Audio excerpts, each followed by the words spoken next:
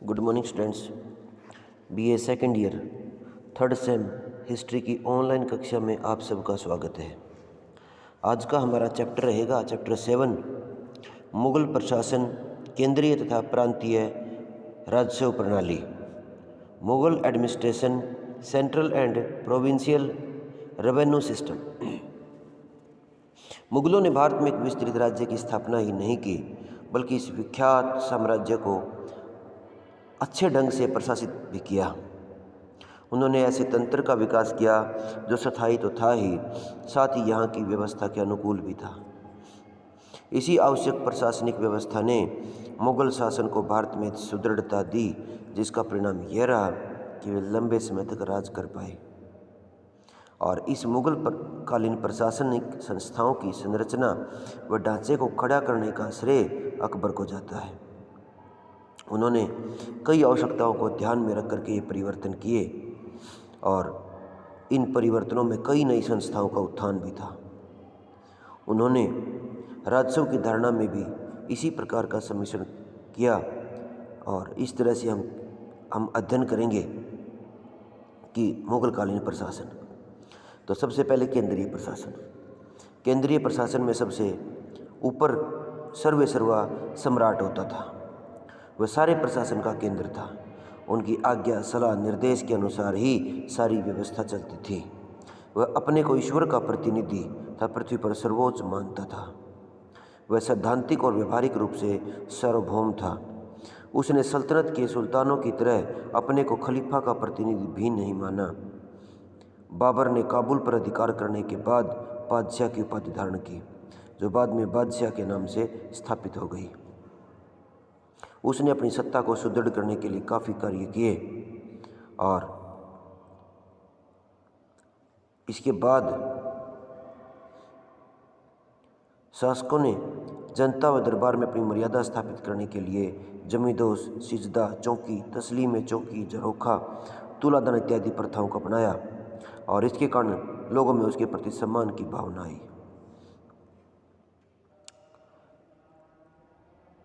अकबर का राज तो देवी सिद्धांत सुलह कुल पर आधारित था। यही पक्ष जहांगीर व शाहजहां के काल में रहे। यद्यपि इस्लाम का प्रभाव अकबर की तुलना में बढ़ा था, लेकिन इसके प्रभाव हानिकारक नहीं थे। राजा सर्वेसर्वा था। वो अपने आप में न्याय प्रणाली भी था। वो अपने आप में ईश्वर का प्रतिनिधि भी था। वो ईश्वर की छाया भी मानते थे। मंत्री व उसके कार्यालय। सम्राट के बाद उसके बाद व्यवस्था में उसके मंत्री आते थे, क्योंकि सर्वेसर्वा सम्राट था, लेकिन वह अकेले तौर पर कुछ नहीं कर सकता था। उसे भी सलाहकारों की आवश्यकता थी। ये सलाहकार ही उसके मंत्री थे। लेकिन ये सलाहकार आज की तरह जनप्रतिनिधि या शासक पर दबाव बनाने वाले नहीं थे। वो इसकी कृपा के पात्र थे। उनमें वकील का पद था। शासक के बाद वकील का पद आता था। वह शासक की अनुपस्थिति में पूरा शासन चलाता था। उसे आज के संदर्भ में उसका प्रधानमंत्री भी कह सकते हैं। दूसरा, दीवाने आला। ये आर्थिक मामलों का मुखिया था। राज्य की कुल आय व व्यय का हिसाब किताब रखता था। इसके बाद मीर बख्शी का पद था, जो मंत्रियों में महत्वपूर्ण था।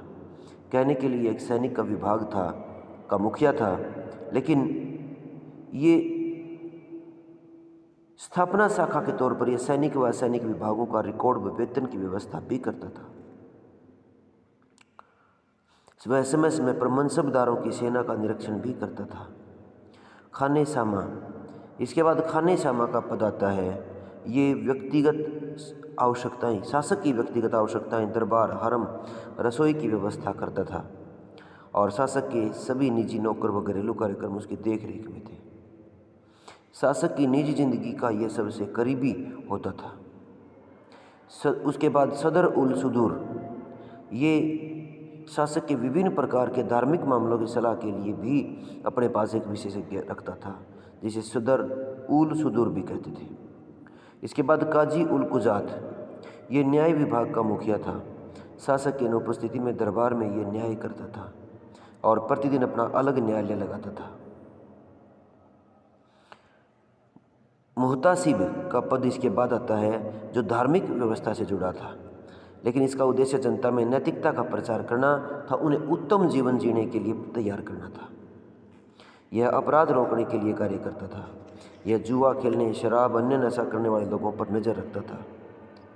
शाहजहाँ के काल में, अकबर व जहांगीर के काल में भी एक आदर्श मंत्री माना जाता था। दरोगा ए डाक चौकी, ये अधिकारी संचार व्यवस्था से जुड़ा था। यह डाक प्रणाली व गुप्तचर विभाग दोनों की देख रेख करता था।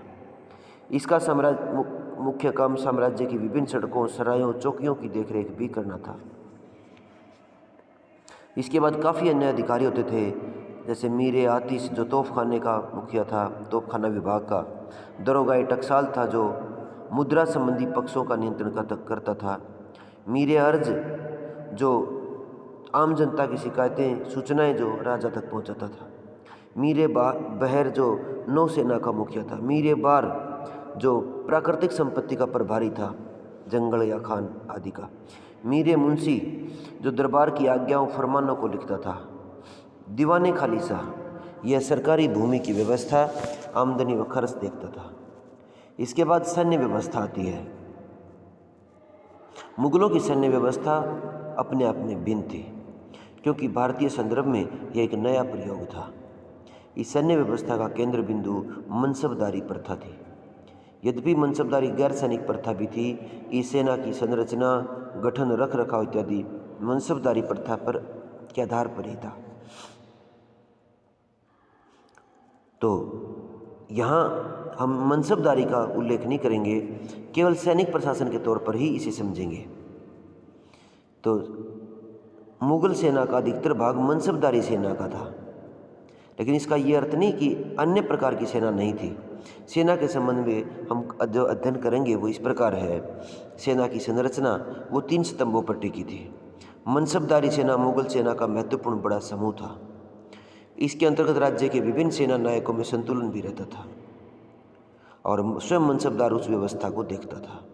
सरकार की ओर से वही वेतन प्राप्त करता था और उसका सारा हिसाब किताब उसी की देन होता था। सेना मनसबदारी से अतिरिक्त थी। इसमें विशेष प्रकार के घुड़सवार थे।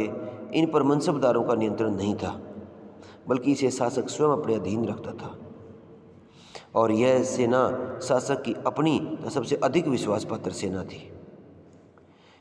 तीसरी, दाखिल सेना भी मुगल व्यवस्था में अपना विशेष स्थान रखती थी। दाखिली सेना यह पैदल सेना की टुकड़ी थी। इसकी व्यवस्था भी स्वयं शासक के नियंत्रण में थी। राज्य के सभी महत्वपूर्ण प्रतिष्ठानों, दरबार, हरम, सैनिक शिविरों में इनकी भूमिका अधिक थी। शासक इसकी व्यवस्था दोनों रूपों में रखता था। एक वे जो प्रत्यक्ष प्रभाव में थे, वे जिन्हें नियुक्त करके कुछ समय के लिए मनसबदार के पास भेज दिया जाता था और समय समय पर इनकी बदली भी की जाती थी। सेना की संरचना के बाद सेना के अंग 3 प्रकार के सैनिक थे। उसमें पैदल सेना भी थी जो महत्वपूर्ण थी, जिनकी संख्या, जिन्हें 500 रुपये वेतन तक मिलता था। ये लठधारक, धनुषधारी, तलवार चलाने वाले आदि थे और ये मनसबदारी व दाखिली दोनों में होती थी। अकबर के समय ये मनसबदारी चले 12,000 था। शाहजहाँ के समय 30,000 थे। अकबर के समय यह वेतन 10 से 20 रुपये मासिक था। पैदल सेना में कुछ ही लोग थे ऐसे थे जिनका काम लड़ना नहीं था, बल्कि रसद की व्यवस्था, भोजन की व्यवस्था, शिविर लगाने, उठाने, सामान लादने वाले थे। इसके बाद दूसरी घुड़सेना, जो सेना का विश्वस्त अंग था। सारी सेना का संचालन इसी पर था। शाहजहाँ के शासन के अंतिम दिनों में घुड़सवारों की कुल संख्या 2 लाख बताई जाती है। तो तीसरा, इसके बाद तोपखाना था। भारत में मुगल साम्राज्य की स्थापना में महत्वपूर्ण भूमिका तोपखाने की थी, इसलिए मुगल शासकों ने इस विभाग की ओर ध्यान दिया। यह मनसबदार के पास नहीं था। इस विभाग का मुखिया मीर आतिश कहलाता था। सामान्य व्यक्ति इसे दरोगाए तोपखाना भी कहते थे। मुगल सेना में 2 प्रकार की तोपें थी। कुछ हल्की थी जिनका प्रयोग शासक की सुरक्षा के लिए होता था, कुछ भारी तोपें थी जो सेना में थी। तोपखाने की अधिकतर तोपें भारत में ही बनाई जाती थी, कि कुछ विदेशों से भी मंगाई जाती थी। भारी तोपों को खींचने के लिए हाथियों का प्रयोग होता था। इसके बाद हाथी सेना आती है। मुगलों के पास हाथी सेना भी थी। हाथी सेना का प्रयोग शत्रुओं से रक्षा, पंक्ति तोड़ने, किले तोड़ने, उनके दरवाजे खोलने, बड़ी तोपों को उठाने, नदियों को पार करने आदि में इसकी होती थी। इसके बाद नौसेना, एक छोटी सी नौसेना भी थी। यह तुलनात्मक दृष्टि से संसार में हो रहे बदलाव था उनका मुकाबला करने में सक्षम नहीं थी। फिर भी मुगलों ने इस दिशा में ध्यान देना शुरू कर दिया था। सेना के अन्य अंगों की अगर बात करें तो उसमें वालाशाही सेना सम्राट के अंगरक्षकों की टुकड़ी भी थी। ये सम्राट का सुरक्षा घेरा, हवास दरबार सब इनके नियंत्रण में था। इसके बाद पियागदान में प्यादे व आवश्यक सैनिक होते थे जो रिजर्व सेना का काम करते थे। तो किले की व्यवस्था करने वाले अलग सैनिक थे। मुगल की सैनिक व्यवस्था के दोष भी थे। मुगल सेना व्यवस्थित तो दिखती लेकिन उसमें दोष थे। इसके बाद में उत्तरदायित्व शासक के प्रति न रहकर मनसबदार के प्रति हो गया था। इसमें राष्ट्रीय तत्वों की कमी आ गई थी। सैनिक अपने आप को भारतीय सैनिक कम और अफगानी, ईरानी, तुरानी, राजपूत, तुर्क इत्यादि अधिक मानते थे। मुगल सेना की व्यवस्था समय के अनुकूल नहीं बदल रही थी, वो परंपरागत ढंग से ही चल रही थी। उनमें मतभेद भी था। दाग व हुलिया प्रथा का दुरुपयोग भी बड़े पैमाने पर हुआ। शासकों के कमज़ोर होने से व्यवस्था कमज़ोर हो गई थी। कई जगह पर सेना धोखा भी दे दिया करती थी। मुगलों ने इसे बार बार ठीक करने का प्रयास भी किया। इसके बाद न्याय व्यवस्था थी। न्याय व्यवस्था भी किसी राज्य की अभिन्न प्रणाली होती है। मुगल काल में न्याय व्यवस्था प्राचीनता नई व्यवस्था का मिश्रण थी, परंतु आज की तरह लिखित कानूनों व नियमित व्यवस्था का अभाव था। सभी तरह के कानून व न्याय का स्रोत स्वयं सम्राट होता था। उसके पास किसी भी प्रकार का मुकदमा जा सकता था और उसके विरुद्ध कोई भी अपील की गुंजाइश नहीं थी। शासक के अतिरिक्त न्याय का काम काजी उल कुजात केंद्र में व प्रांत में काजी व मुफ्ती करते थे। इसके अतिरिक्त सूबेदार, फौजदार, कोतवाल भी अपने अपने क्षेत्र में न्याय का कार्य करते थे। ग्राम पंचायतों का कार्य भी काफ़ी सराहनीय था।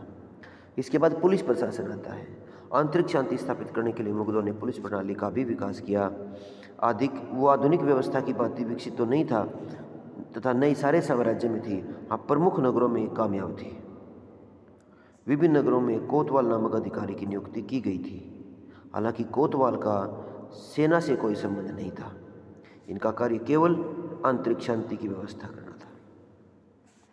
राजस्व व्यवस्था, किसी भी राज्य की सफलता था उसकी उपलब्धियां इस बात पर भी निर्भर करती कि राज्य की आर्थिक स्थिति कैसी है। पर्याप्त मात्रा में धन होने से अथवा आर्थिक स्थिति अच्छी होने से कोई भी शासक तुलनात्मक दृष्टि से अच्छा शासन चला सकता है। तो मुगल काल में राज्य की आय के प्रमुख स्रोतों में लगान, व्यापारिक कर, सीमा शुल्क, युद्ध में लूट का माल, लावारिस संपत्ति, सरकारी उद्योगों व कारखानों से होने वाली आय, नजराने, उपहार व मिलने वाली आय थी। और इस बारे में मुगलों ने अपनी अलग नीति निर्धारित की थी। इन सभी स्रोतों में सबसे महत्वपूर्ण लगान था और उन्होंने समय समय पर ऐसे कदम भी उठाए थे कि कृषि की स्थिति भी अच्छी रहे और राज्य की स्थिति भी खराब ना हो। अकबर ने इस दिशा में कदम उठाते हुए राजा टोडरमल को जिम्मेदारी दी। उसने भूमि को नापकर उसका बंटवारा किया और इसी आधार पर निर्धारित किया। उसने इस बारे में 10 वर्षीय प्रणाली को महत्व दिया, जिसे दहसाला बोलते थे, और इसमें 1/3 से 1/4 तक उत्पादन कर के रूप में लिया जाता था। तब बदले में किसान को राहत भी दी जाती थी। शाहजहाँ के समय तो ये जो कर था वो 1/2 तक हो गया था। औरंगजेब के काल में विभिन्न विद्रोहों के पीछे भी कठोर लगान की भूमिका थी। इसके बाद मुद्रा व टकसाल। मुद्रा भी किसी राज्य की व्यवस्था की पहचान होती है, जहाँ एक और राज्य की आर्थिक स्थिति का आभास कराती है। वह शासकों की मानसिकता व विस्तार का बोध भी कराती है। मुगलों ने इस व्यवस्था की ओर ध्यान दिया। उन्होंने इस पर एकाधिकार स्थापित करते हुए उन्होंने शाही टकसाल स्थापित की। उन्होंने कई प्रकार के सिक्के जारी किए जो सोने, चांदी व तांबे के थे। मुगलकालीन सिक्कों पर शासक का नाम, उपाधि व टकसाल का नाम, जारी करने वाले का वर्ष तथा कुरान की आयतें लिखी गई थी। और जहांगीर ने अपने विशेष तरह के सिक्के भी चलाए। मुगलों के सिक्कों को जलाली, दाम, जित्तल अशरफी, मोहर व टका इत्यादि के नामों से जानते हैं। सलीम के विद्रोह के समय में एक टकसाल इलाहाबाद में भी खोली गई थी, जो बाद तक काम करती रही थी। इस तरह मुगलों के केंद्रीय प्रशासन के विभिन्न पक्षों का मूल्यांकन कर सकते हैं। ये सारा शासन राजधानी से चलता था। बाबर व हुमायूं की राजधानी आगरा थी, तो अकबर की राजधानी 1570 से 85 का समय छोड़कर आगरा थी। 1570 से 85 के बीच में यह फतेहपुर सीकरी थी। और जहांगीर ने पूरा शासनकाल जहांगीर और शाहजहाँ ने 1645 तक इसे ही राजधानी रखा। बाद में दिल्ली बन गई थी। इसके बाद प्रांतीय शासन आता है। प्रांतीय शासन की प्रकृति थी, प्रांतीय शासन की दृष्टि से परंपरागत भारतीय व्यवस्था से भिन्न था। इसके पूर्व में सुल्तान इसमें इक्ता प्रणाली काम करी थी, जो मुगलों की व्यवस्था से भिन्न थी। लेकिन बाद में बाबर हुमायूं व्यवस्था जो है नहीं अपना पाए, और जो मौजूदा व्यवस्था उन्हें मिली उसी तरह से उसका पालन किया गया। लेकिन अकबर ने इस दिशा में काफ़ी काम किया। अकबर के समय में प्रांत 15 थे, जहांगीर के समय में 17 और शाहजहाँ के समय में 22 और औरंगजेब के समय में प्रांतों की संख्या 21 थी। इनमें समय समय पर बदलाव आते गए, और उदाहरण के तौर पर कश्मीर का प्रशासन पहले दिल्ली से चलाया गया, बाद में काबुल से था, फिर पंजाब प्रांत में इसे शामिल कर दिया गया था। प्रांतों के अधिकारियों की अगर बात करें तो प्रांतों में कुछ अधिकारी भी होते थे, जैसे सूबेदार था, जो प्रांत में शासक का प्रतिनिधि था। वह यहाँ उन सभी शक्तियों का प्रयोग करता था जो केंद्र में शासक करता था। उसके बाद दीवान था, जो अर्थ संबंधी सभी पक्षों का नियंत्रण करता था। वह सूबेदार के नियंत्रण में नहीं था, बल्कि केंद्रीय दीवान के प्रति जवाबदेह था। राज्य का आय व्यय का ब्यौरा रखना उसका कर्तव्य था। इसके बाद बख्शी था, जो सेना की गतिविधियों का नियंत्रण करता था। वह शासक द्वारा मीर बख्शी की सलाह से लगाया जाता था। इसके बाद सदर होता था। प्रांतों में केंद्रीय उल सुदूर की तरह प्रांत में सदर होता था। सदर की नियुक्ति करते समय स्थानीय सूबेदार था, सदर उल सुदूर से भी सलाह लेता था। ये दान, धर्म, आचरण, नैतिक जीवन के बारे में प्रचार करता था। इसके बाद काजी था, जिसे प्रांत स्तर पर न्याय करने की जिम्मेदारी थी। इसके बाद वाक्यान्वीस था, ये अभिलेख विभाग का मुखिया था।